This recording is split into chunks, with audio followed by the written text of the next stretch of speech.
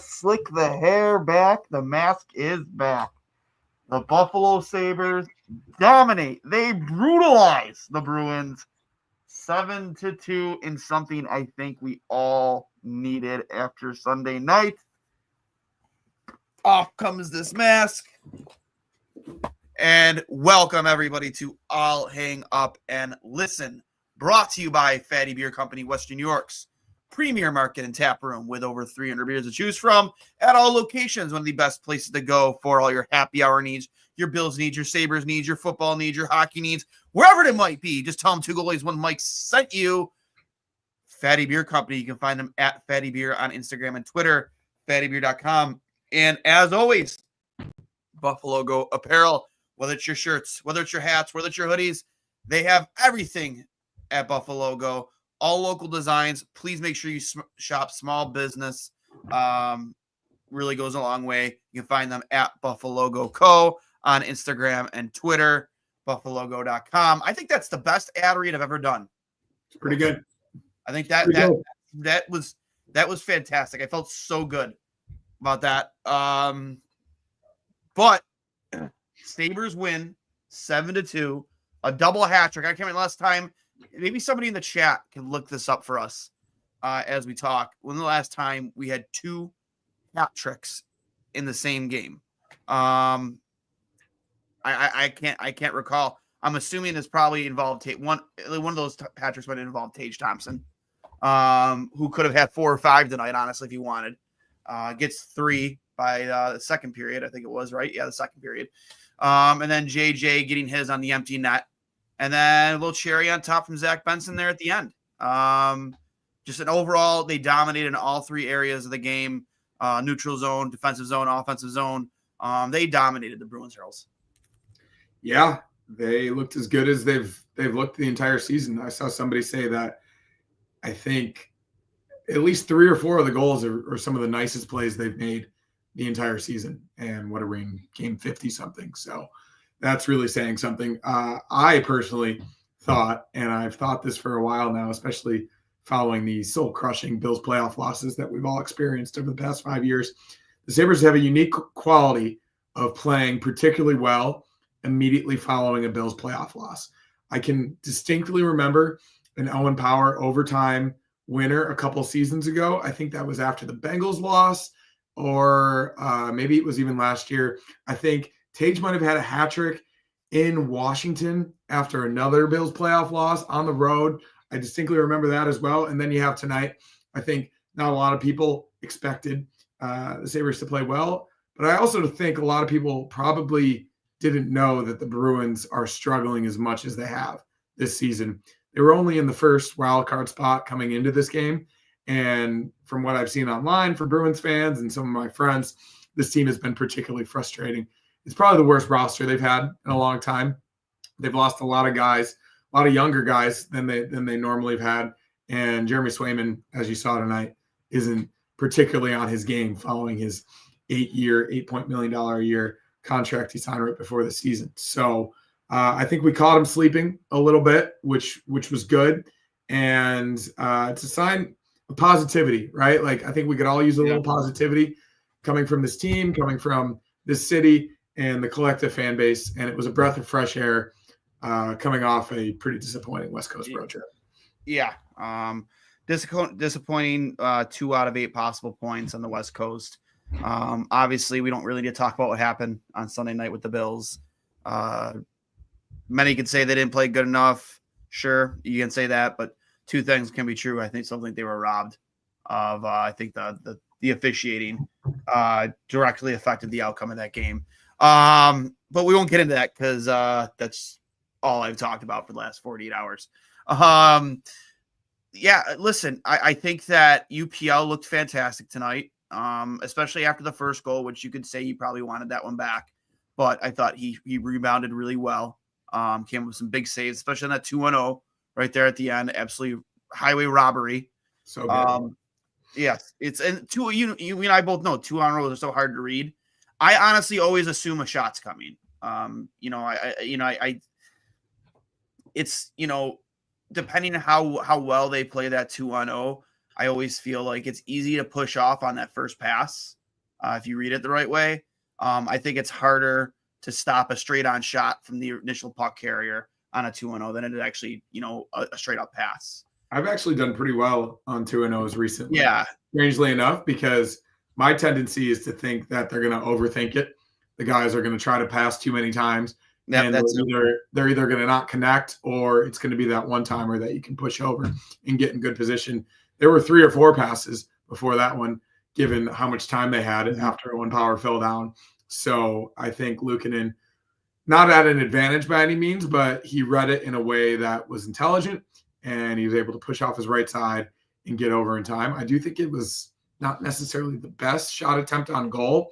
It looked like it almost had a chance to go wide, but he did get his glove up there high enough out in front of his body, and that's just an unbelievable save no matter which way you want to draw it up. So, yeah, I mean, that's the book on him, right? Like, he can have these games.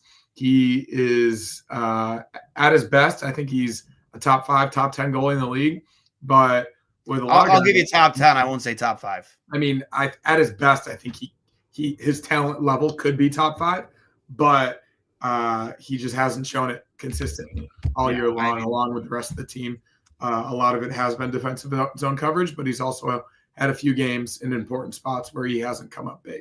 So that's been disappointing, but you could say that about the rest of the team, and I'm not going to put the full blame on him. Absolutely not. No. And it's good to see nights like this, because they do have him for 4 more years, at least as it stands right now. So I personally am still encouraged by what I've seen from him overall, and I trust that he can get to a little bit more of a consistent level, especially like we saw last season down the stretch. Agreed. Got some new. I don't know. I'm assuming this is the same person. Tyler Sankus. Someone played "Bring It Back to Life" by Evanescence, and then T-Sank. Yeah, one of my favorite songs back in high school, man. Evanescence, Amy Lee, absolute bangers from Evanescence. From Not a Botter, Luke bailed out OP big time on the 2-on-1. The propensity of Dylan Cousins, Jack Quinn, sometimes Owen Power to just like fall down entering the offensive zone. It's like they've never skated before or pivoted, right? You know what I mean? Like it's I don't know. I honestly think their brains are just breaking in these situations, especially Dylan Cousins. I've seen it so many times, even in the past couple of weeks, where he just, with the slightest bit of content, just falls down and gives up the puck.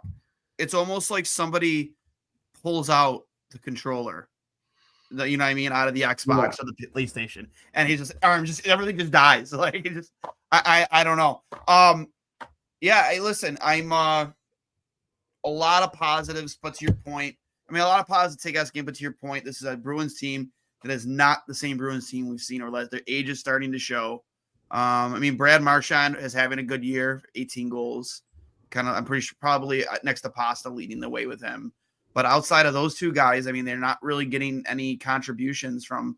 I mean, you saw Zadorov, who's been really disappointing, and honestly, since he's come over the Bruins. Like, what was that too? But with Peterka, like, what was he trying to accomplish there? A guy half his size, like that's how he's been. He's such a tough guy. Like that's how he's been his whole career. So I know, and I would love to have him back. I really would, but like, I don't know, man. Pick somebody different than JJ Peterka to try and fight there because you're pissed off because you just lost 7-2. I don't know. Listen, Tage, and I said this during our intermission reports. This, if you really, I mean, it's so unrealistic to even say this out loud, but if you want to try and scratch and claw your way back into this, that's the Tage Thompson we need for the rest of the season, right there. 100%. I'm not going to sit here and say that it's a possibility or even an unlikely possibility, because 12 points out with 30 or so games to play makes it insanely difficult. But I would even want them to get close to 500. The 19, 26, and however many overtime losses at the moment. If you can even get close to 25 wins before getting that 27th loss in regulation, that will show a little bit of fight. That will show a team that at least still has a pulse and that Ruff hasn't lost the locker room. I think you could sense that a little bit tonight. Maybe it was the bump coming off of the Bills loss. Like, the teams are connected, and a lot of them are Bills fans. So hopefully they were a little bit pissed off and they were as frustrated as we all were, and at least knew that they could provide a little bit of joy tonight. And even Friday, it's Rob Ray Sabres Hall of Fame night. Like we've seen in recent years how this team plays on banner nights, on big event nights, when they're bringing back someone and put him in the Hall of Fame, honoring RJ, Ryan Miller, anyone of that ilk, against a Nashville Predators team that isn't that good themselves. So another win at home, I think, would go a long way for this team. And again, we've said it all year, got to take it one game at a time. They haven't shown us anything at all to have any type of confidence whatsoever that they could even have a 4-game win streak, because they haven't done that in over 2 years. But a night like tonight against a team that has some pedigree, has established itself in the Eastern Conference for the past 10 years, is a positive step in the right direction, and we could at least focus on that for now. Yeah, listen, and when we talk about, you see that little little montage they did with Ray, where they give him, hey, 5-minute break, Razor, and then he walks across from his one booth where he normally does the games in between the benches, and he has like a little obviously a little lunchbox or whatever, and he walks literally just directly across, right, and sits in the penalty box for 5 minutes. They put 5 minutes up on the penalty box, and he goes, "This feels like home." Love it. I mean, listen, so many great memories to talk about with Razor. And I'd be remiss, actually, because we've been talking about it with Nick, to do a live show from Fatty here, possibly on Friday for that game, because what's tomorrow? Tomorrow is Wednesday. But what is it? Is it the 5-year anniversary? The 5-year anniversary of my phone call in WGR. There you go. Well, I think we're going to do a live show from Fatty Beer. I'll probably start advertising it tomorrow. But exciting, it's been a crazy 5 years, to say the least. Highs and lows, mostly lows with this team.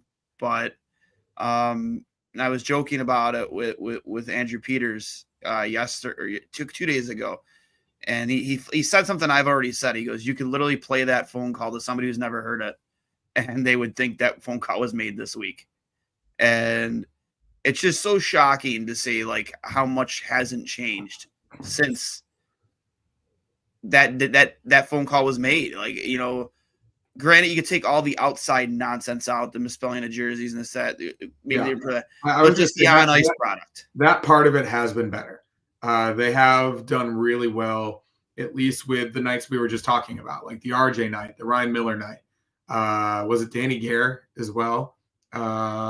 They've at least been better with the ceremonial, nostalgic type stuff. Like even all of the off the ice content once Lindy Ruff was brought back in, the piece they did with Hasek and Miller, obviously Andrew Peters and Ty Domi.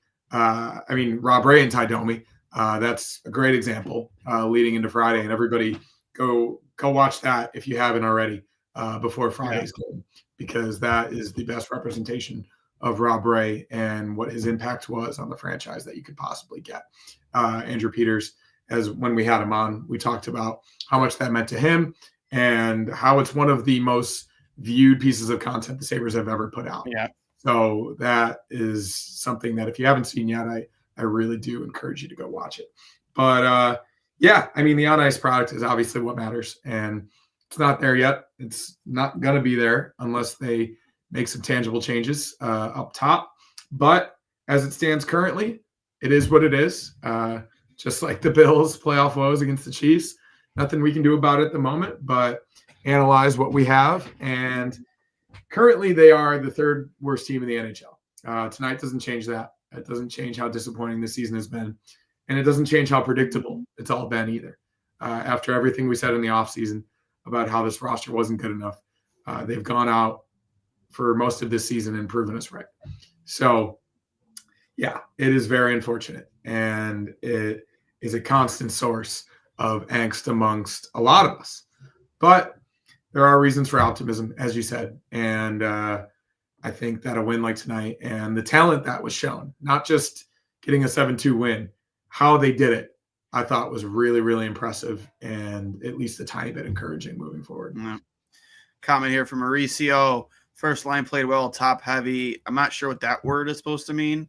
Maybe tons of defensive coverage awareness. Yeah. Maybe that's a compliment. I'm not sure. Covens looks tired, slow, lethargic, not motivated. He has been the definition of inconsistent this year. When he looks good, he's great. When he's not, it's like tonight. It's like, well, he had an assist. He had the primary assist on the Tage goal, I believe. Really nice play. Yeah, but to your point earlier, like literally, like there have been moments where it's just like he has complete mental lapses in the middle of games. And it honestly feels directly related to that Hathaway hit last season.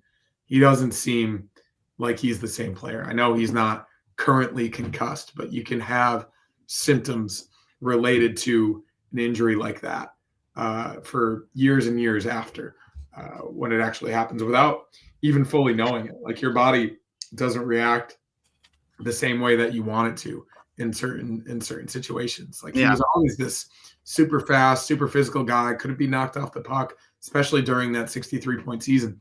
And now it seems in certain nights he can just be knocked off with a small breath, honestly, even the slightest touch from an opposing player or even his own player. So I'm not a doctor. I'm not going to specifically diagnose what's wrong with him, but his game, at least the physical nature of it, has really, really gone down the drain for the most part since that happened. Yep. And you kind of wonder, you remember when Trent Edwards got hit, that concussion against the Chargers? Yep. It's almost kind of like that, right? He just never came back and was the same guy. And will he ever be the same guy? I think that's the question. You see a lot of these Elias Pettersson rumors, started by Friedman this past week. That the Sabres are, he didn't say it, but he essentially did, that the Sabres are at the top of the list in terms of teams interested in the services of Elias Pettersson. And we saw another report come out today that the relationship there is unrepairable at this point. So it's either JT Miller is leaving or it's Pettersson. I have friends that are in Vancouver that host Canucks podcasts, and I was messaging them earlier this week, and I said, what is your opinion of this? And one of them said, I'll burn the arena down if they trade Pettersson. It's not like a nonsense. But here's the thing, Pettersson doesn't have a no move clause. JT Miller does. Makes it more difficult to get the deal you want with the player that does have the no move clause compared to the player that doesn't. Could Cousins be a guy that goes to Vancouver in that deal? Or is it Owen Power? I've heard there's interest in both players. We talked about in our own chat, guys I've talked to that cover the Canucks out there that, know a few things when it comes to have sources within the organization. And those are the two players at the top of the list. And I think Cousins was mentioned more than once. So I think Vancouver has legit interest in Dylan Cousins. It's a little bit closer to home for him, given he's from the Yukon. So maybe that could be a nice change of scenery. I personally wouldn't be interested in him if I were the Canucks, but I'm not a scouting expert and I'm not a doctor. So whatever they feel is best. I would personally much rather give up Dylan Cousins than Owen Power. I think that. Do you think it's unrepairable what's going on with Dylan Cousins? Do you think not necessarily, because he is young, right? You can recover. Yeah. I do think he probably needs time, though. He needs rehabilitation. He needs a lot of things to get his body back to a place where he's at the level that he was. Brain injuries are a very difficult thing, and they work in mysterious ways. And sometimes it is difficult to specifically diagnose. But I think he needs rest and recovery. I think he needs to stop forcing things or telling his body to do something that it's not allowing him to do, as we've seen so many times this season. So, yeah, I would much prefer Dylan Cousins or even Bowen Byram to be the centerpiece of that deal. You would rather trade Bowen Byram than Owen Power? I personally would. Yeah. I don't know about that, man. I think Bowen Byram looks fantastic. I think he's great. But I also better than Owen Power, that's for sure. And they're the same age. Maybe this season he has been, but projection moving forward, I still believe Owen Power's ceiling is a Victor Hedman level. But only a couple picks separate those two guys in terms of where they were taken in the draft. Owen, he is 2 years younger though, right? I don't know how much younger Power, because Power did say that actually. Let me take a look at that right now. I'm not sure the age. It's not that big. I think it's maybe one, potentially two. Byram, 23 years old, and not making $8.5 million a year. Will be soon. Will be soon. And Power just turned 22 in November. So it's less than a year's difference. Depending on when Byram turns 24. We can split hairs, sure, but at the end of the day, like, I think Byram has been more physical, has been more, maybe not as offensively productive as Owen Power, but in terms of where he plays in the defensive zone, he's been the much better player. And he has produced offensively. He has, I'm going to look at his point output right now, actually. Owen Byram has 23 points and is a +5 in 49 games. 5 goals, 18 assists. Owen Power, I know, like, the big talking point on him is, his 5-on-5 points is near the top of the league. Sure, great, whatever. But he has 25 points in 49 games, similar to Byram, -11. Plus minus, in my opinion. Not necessarily. I get that's a big difference, though. No, for sure. It is a big difference, but it's also not necessarily a harbinger for future success or even disappointment. I personally am bullish on Owen Power. And I know a lot of fans are frustrated with him, and that's completely warranted given what they've seen. But I don't think it's a guy you give up. And that's just me personally. If it means getting Elias Pettersson, you're saying no. Well, I mean, this is what I'm saying. I would rather Dylan Cousins or Bowen Byram. But that's just my opinion. And I also say this because I think Byram is way more similar to Dahlin than Power is. I think Power is a different type of player than Rasmus Dahlin is, and it's good to have a little bit of variety on your back end, especially on your top two pairs. So, yeah, I don't know. We'll see what happens. What are the differences between Bowen Byram and Owen Power? I mean, just of course you want more physicality from Owen Power, but that'll come as he continues to get more experience. He has the pedigree that he has for a reason. And his even strength numbers aren't necessarily something to just sneeze at. That's very important when looking at a defenseman, especially an offensive defenseman. If he had power play time, his point production would increase significantly. So I think, personally, he's only going to continue to improve. Victor Hedman, who I'm currently comparing him to, and he's been compared to throughout his career, given his stature, had a much slower start to his career than Owen Power did on a better team. Yeah. You give him a veteran right-hand defenseman that he could play with in the top four. How many different pairings has Owen Power had throughout his career, coming almost directly out of college as an 18, 19-year-old guy? You give him a veteran right-hand defenseman who knows what to do in his own defensive zone and to be responsible. I don't know. Like, if you guys want, like, I know a lot of people want to give up on Owen Power. I'm not saying I want to give up on him, but if you're asking me who I prefer, I would prefer Bowen Byram right now. He has a Stanley Cup ring. I mean, right now, like he's played fantastic. He played fantastic for Colorado in the playoffs. For sure, he was one of, if not their best defensemen, next to Cale Makar. I know, of course, you can say right now. I'm talking future projection. But they're both both the same age. I mean, similar ages, but I just in terms of who I think is going to be more valuable. They're both the same age, man. Come on, they're both the same. There's like 8 months separating them. Like, we're splitting hairs. Bowen Byram has played better. Bowen Byram has played much better than Owen Power this season, and he gets just as much power play time as him, or lack thereof. I mean, yeah, a similar amount. He doesn't play soft in his own end. He doesn't play soft on the boards. He doesn't play soft in front of his own net. I mean, there's nothing I've seen this year, maybe just this year, that Owen Power has done offensively that Bowen Byram can't do. And he is the softest 6'6" defenseman I've ever seen in my life. And I understand the comparisons to Victor Hedman. I was one of the first ones making them last year when people did want to give up on him, even though I was one of his biggest critics. But you just can't teach size. And here's a question. When's the last time you saw Owen Power throw a body check? And I'm not talking about some open ice, bone crunching. I'm talking just a normal, along the boards, body check, rubbing his guy out. No, it's a fair criticism. It doesn't happen. It's just something that I do believe he's going to develop as a complementary part of his game. And I don't think it's outlandish of me to think that Owen Power's projecting as a better player for the rest of his career than Bowen Byram. So like anyone can think differently. And like, obviously the eye test is the eye test, especially this season. But I think there has been a lot of good from him, mixed in with a few disappointing defensive plays and relatively not like his physicality isn't quite there. But again, I know they're both young, but this is just who I would want on the team moving forward. But yeah, I mean, if I'm in the minority there, that's fine. That's just what I believe. But like, here's the thing: I'm not just trying to play. I'm not equally as bullish on Owen Power, but like, given where you're asking me to choose one, either him or Byram, I'm taking Bowen Byram because I can get a huge return for Owen Power and fix a lot of holes on this team, or one giant hole in your top six.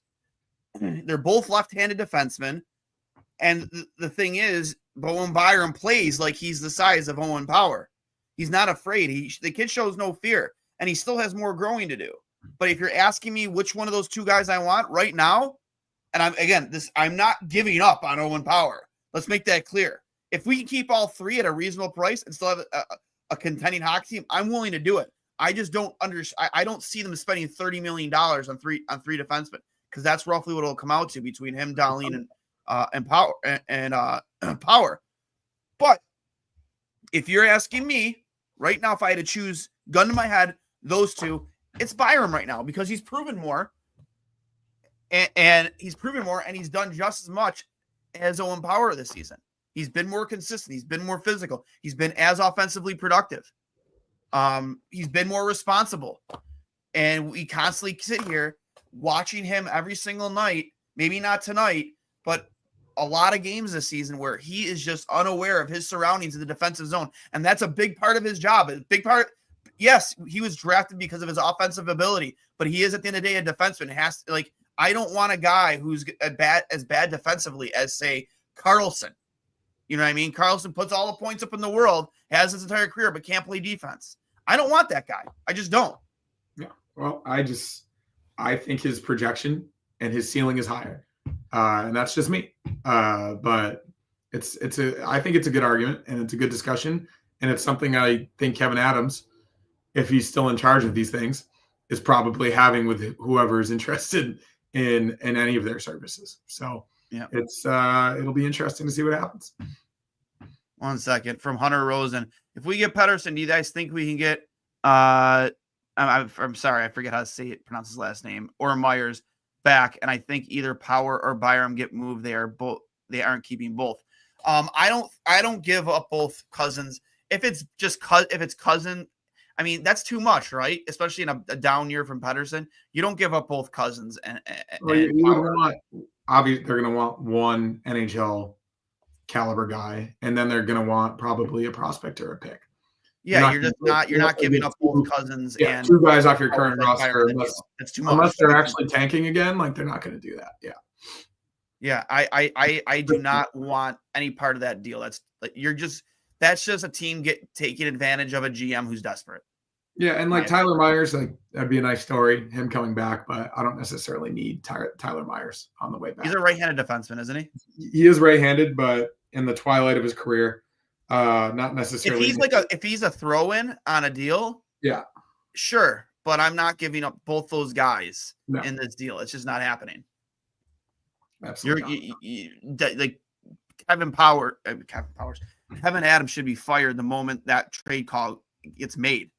But I'm still not going to get him fired. So he doesn't necessarily have the most leverage given the position the Sabres are in, but at the same time, I don't think he's going to lose this trade by any means, given how much the Sabres have, especially in their prospect pool. Yeah. Speaking of Rob Ray, do you have any favorite Rob Ray moments? I always think back to his first goal, or was it his first goal when he had the no look through the legs backhand goal in front of the net? I'm not sure if it was his first goal or Toronto. Yeah, I think it was against the Leafs. It was in the 99 conference finals. I want to say 98-99 conference finals. Maybe it would have been his first career playoff goal, but especially for a guy that never scored, to have a goal like that as fluky as it was, but also required a good amount of skill. I always think back to that. And then obviously the line brawl Ottawa game, fighting Ray Emery. Oh wait, no, that was Jason Peters. What are you, Jason Peters? Gosh. Yeah, no. you better start getting Andrew Peters. Sorry. What the hell you're talking about? Oh my God. My Buffalo sports memories are all meshing together. He was in between the bench. And that's, of course, what I remember, at least from his broadcasting days, sitting there in the least intimidating fashion that we've ever seen Rob Ray, standing under Brian Murray and Lindy Ruff as they screamed at each other. That was pretty funny. But yeah, I mean, of course, all the fights, obviously the battles with Ty Domi, the rivalry, but that goal sticks in my mind for sure. Here's the Rob Ray goal. This is one of my favorites as well.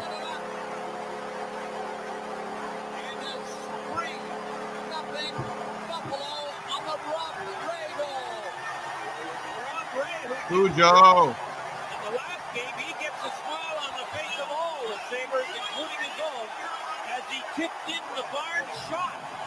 And it just went in behind Curtis Jones. Here it is. And Rob Ray scores his first point of this playoff. Harry Neal on the call. On this little tip that just bounces in by him. And that's his first point in this, his third playoff game. And a big goal on a tip. Barely got a stick on it. Wasn't a pass, it was a bit of a shot. Look at the smile on his face, man. Oh my God. I love that he's an assistant captain. Oh, they're standing now and roaring. What a goal, man. That's my favorite. That's personally my favorite. Oh, let me turn that off, guys. That's personally my favorite Rob Ray moment. Just Stu Barnes with a floater to the front of the net. Just a goal scorer's goal, man. Just the eye-hand coordination for a guy like him who's just not used to being in that position, and just a smile on the bench at the end, just pure joy, and just helping get that team to the finals as Game 4. I can't remember if that game. I think it was they won that series in 5. I remember that in that series, Game 1, Dwayne Rolison randomly started and replaced a Hasek out of nowhere, and won them. It was like a high scoring game too. And then the Sabres, I think, won it in 5. I want to say, but just that's that right there. It was never a fight. It was always that goal in particular, because against the Leafs. Yeah, he's a legend, and he has a very well-deserved honor going to the Sabres Hall of Fame. So Friday night, hopefully, should be a good night. Yep.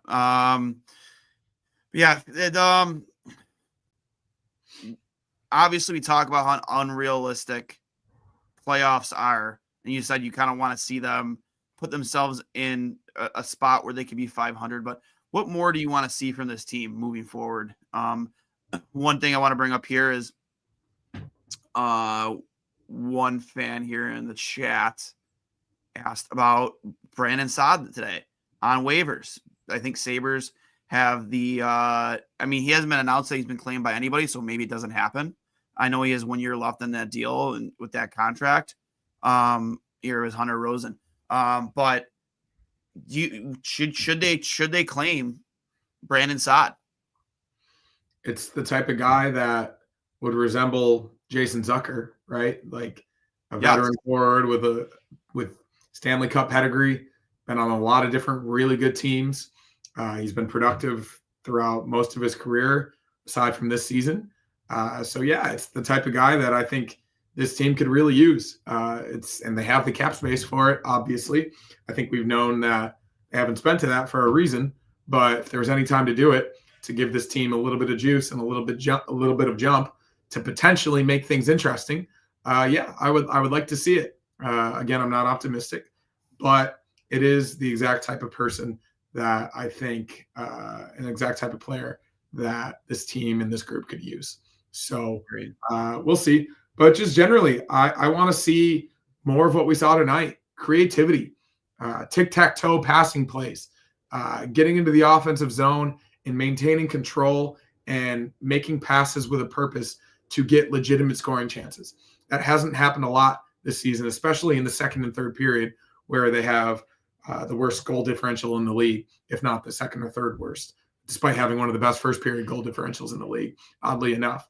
But yeah, a lot more of what we saw tonight. This team has too much talent to be as boring and uneventful as they have for most of the season. So even if we lose games, I would much rather lose a game 8-6 than I would lose a game 3-1 or 4-2, as we've seen for most of this season. Yeah. They are way too talented and they're way too young to be playing the way that they have. And that shows obviously a little bit of fight and respect to Lindy and the coaching staff, that they haven't lost the room, that they're not going to give up, that they're not going to tank like they have in previous seasons. So more nights like tonight is all I can hope for as we move forward.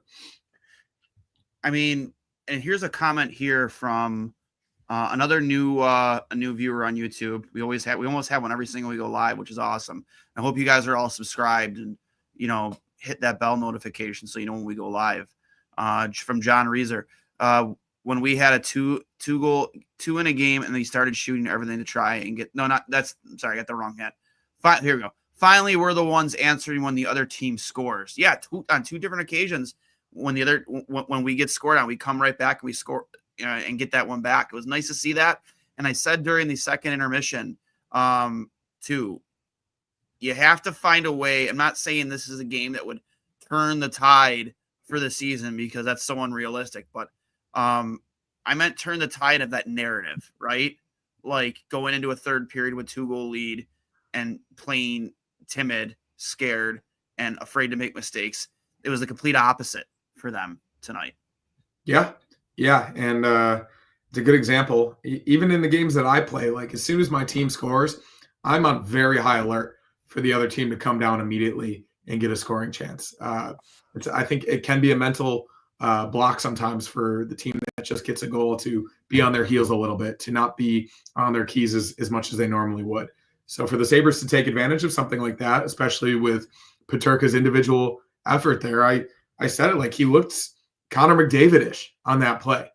I think we've seen it a few times throughout his career with his greatest asset, which is his speed, to cut through two defenders down the middle, lift a stick, regain control of the puck and finish. Like not many guys in the league can do something like that, especially individually. So to have that type of talent on your roster, it can't go in vain. Like especially Tage Thompson. Like I think we're all disappointed that he wasn't put on the Team USA 4 Nations roster. What better way to prove Bill Guerin wrong and whoever made all of those decisions that it was the wrong decision to leave him off for the next 2 weeks before the break for the 4 Nations tournament, for him to have nights like this and be a point per game player again. Yeah. That would be the ultimate slap in the face to the people that made that decision to put Vincent Trocheck and Brock Nelson on that roster over him in a tournament that, it matters. They want to win it, but the entire purpose of it is to drum up interest for the Olympics. How could you not want a guy like Tage Thompson with a 103 mile per hour one-timer, big game, and a toe drag top shelf, and all of the goals that he scored, obviously. They're so pretty. Every single game, was so pretty tonight and just effortless from him. And that's most of his goals are. He never really scores garbage goals like throughout his career. I don't know. I hope he's taking that personally. Michael Jordan meme, and I took that personally. So you like this, Hurls. I'm not sure how to say that. I'm sorry if I butcher it. Argentina, Bills backers in the house. And he wants to know if you're still playing between the pipes. Yes, the Syracuse alum is still playing between the pipes. Shout out Argentina. Yeah, I am still playing at least once a week, sometimes twice a week over at the Kings facility out here in LA. In the top 2 leagues over there on Wednesday and Thursday nights. And sometimes it's, at least physically, a little bit more than I can handle. Our games start at 11 p.m. some nights, and I have 6 a.m. call times at work. So it's not necessarily the best situation for me, but I wouldn't have it any other way. And turning 33 later this summer, and I feel about as good about my game as I've ever felt. I think the wisdom has met the physical aptitude in a perfect spot. Yeah. And I'm playing pretty well, and both my teams are really good. So it's been a lot of fun, and I'm going to keep it going as long as I can. from John Wolf here. Last double hat trick for the Sabres in a single game was 2008 Stafford and Roy, a long time ago. 2008. 2004 and 2004, Shatan and Afinogenov apparently had hat tricks in the same game. So 2008. Thankfully, it was not thankfully. Funny enough, since we've won a playoff series, that is happened twice since we've last won a playoff series. Was the last time we won a playoff series 07? I think it was. No, well, it's won a playoff series. Yes, to the playoffs. It was. What was it? 2011. But the last time we won a series, was 07. Rough, but very rough. Drew Stafford and Derek Roy. There's a couple names. From Logan Brooks, another new commenter in the chat. Shout out to him. Pedersen to Buffalo. I just feel it. Yeah, I mean, there's still a lot of smoke on it. I think the Rasmus Dahlin connection is not something to sneeze at. So. I really don't. They're apparently pretty close, and they're going to play together in a couple of weeks in the Four Nations tournament. So who knows if it would happen before then, or if that break would be the perfect time to get something like this done. But I do think that friendship and that connection is potentially something that could push it over the line. Yeah. I never got my comments in on the Brandon Saad thing too, here before we read post-game comments from the players and coach. From at JFresh Hockey, Brandon Saad on waivers, veteran scoring winger having a major down year, first time below 10% shooting percentage since 2007-2018. Still solid, close to the net and good speed, but the extra year will probably give teams a lot of pause about making a claim. Projected wins against replacement is a 61%. And from Chris Johnston, Brandon Saad is set to hit waivers. He signed through next year at $4.5 million cap hit. Now, if Buffalo claims him off waivers, do they take on that entire cap hit? They would, right? I think so, right? Yeah. Because the word was, when this all went down today, that they have been trying to trade him but have been unsuccessful. I'm assuming that the reason they've been unsuccessful in trading is because they're probably not willing to eat any of that money. Yeah, I would say that's probably the biggest reason. But like, I would say if you're not claiming Brandon Saad, you better have something else in the works, because you have the money to claim Brandon Saad. You do. You know what I mean? Like you have that money. Worst case scenario, maybe I don't know, maybe if it's not working out, you can trade him next year, eat half the cap hit, whatever. You can do it. But if you're not claiming a guy like Brandon Saad, who fits a big hole, at least in the bottom six portion, like you said, you made it comparable to Jason Zucker. Still plays with a lot of speed. And to your point, the pedigree. There better be a different move coming then, that you just don't want to be able to eat up that $4.5 million against your cap, because I don't understand the sense in not claiming him. Yeah, me neither. But who knows what's going up?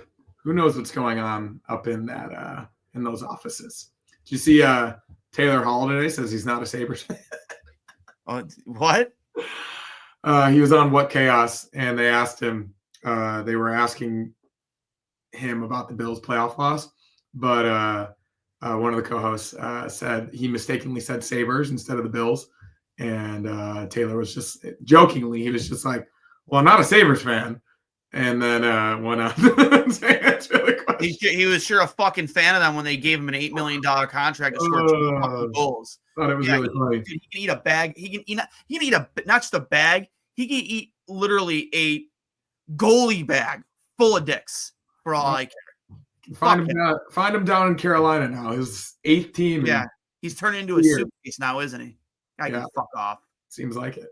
I legitimately, he can legitimately fuck off. $8 million. What a waste. All because we wanted to make Eichel happy. That's the only reason. Don't even get me. I don't even want to go down that road. Really don't want to go down that road. We were trying to win the Stanley Cup. Yeah. Meanwhile, we had like 4 other holes on our roster. And get a guy like that. Yeah, we're trying to. Carter Verhaeghe for $1 million. Trying to win the Stanley Cup. could have had Anthony Duclair for $1 million that season. No, we're spending $8 million on Taylor Hall because we wanted to make Jack Eichel happy because he had just got done requesting a trade behind closed doors. Cool. From Brian Koziel in the postgame, Tage Thompson. I think puck possession was great tonight. I thought the D was very calm with the puck. I thought we were great off the rush tonight. We got a lot of chances off the rush tonight. It was a good game offensively for all of us. Thompson said they got big goals at key points in the game right after Boston scored to take away any momentum the Bruins had tonight. Also from Thompson said that he was by himself on the third goal and used the door off as a screen to help beat Swayman with the quick shot. From JJ Peterka, I think we had a good start and a really effective second period, and I think that's where we saw things. I think that's where we saw that things were going in. Peterka says that they've been working on getting more shots and more pucks to the net, especially with guys in front of the net. Shouldn't have taken you this long into the season to figure that one out. From UPL, I feel the guys in front of me did really well offensively and defensively. I think overall we played really, really good hockey today. From Lindy said that they really built off the Edmonton game with pucks and shots at the net, and said they just kept the same style of play going tonight. Lindy says he's seeing chemistry with Thompson on the right side with Kulik in the middle. He's getting rewarded for being in the right spot to score. Lindy said Thompson playing the wing and with Kulik doing the work at center. He thinks he will keep Tage there for a while. Scoring through night will help him see that there's value at playing there too.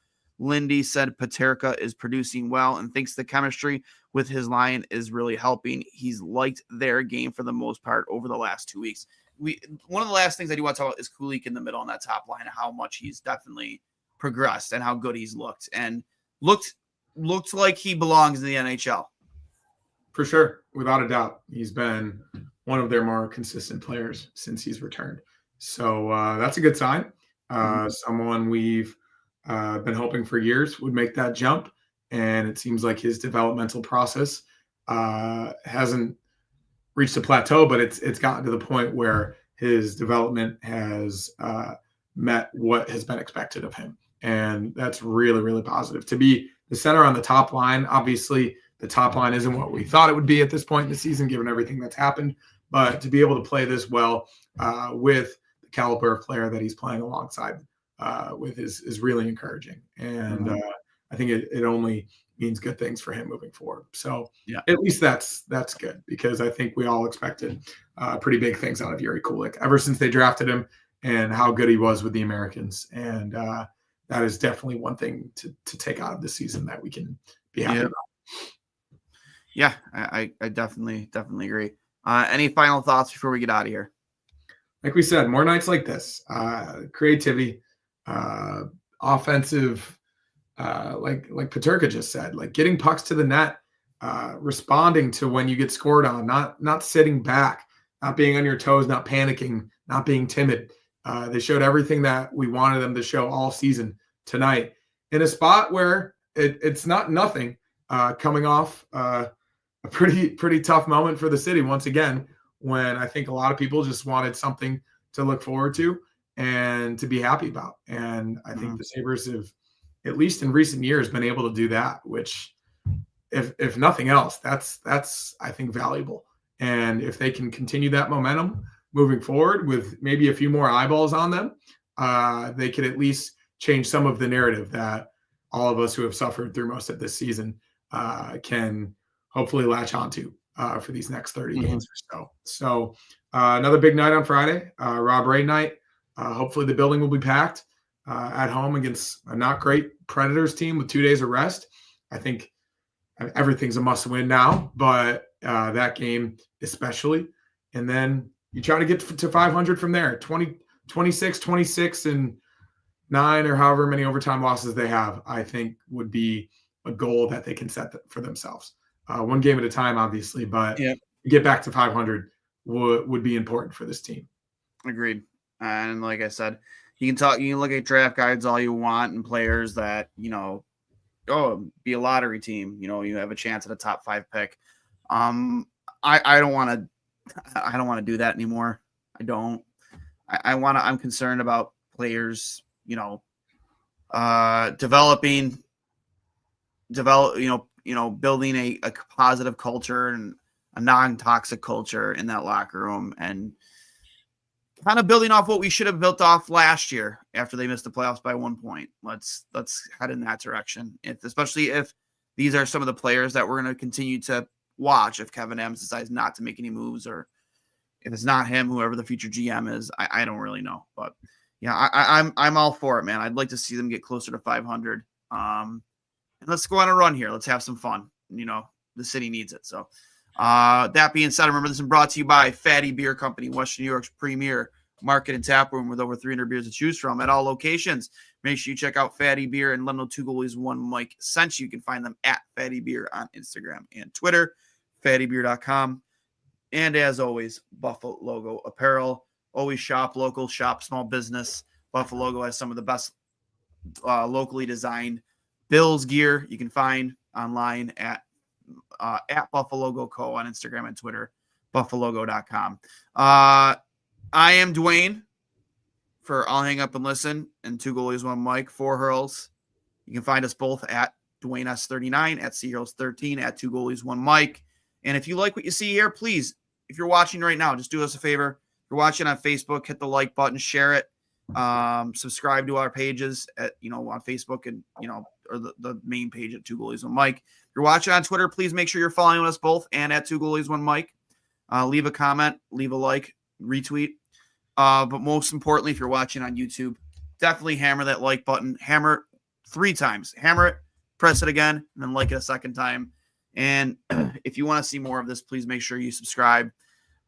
Follow us. Hit the little bell icon so you know when we go live. And again, as I said before, like it. It helps with the algorithm, helps us get noticed. Appreciate you all in this community we've built here. We couldn't do it without you. We'll talk to you later in the week. As always, go Sabres.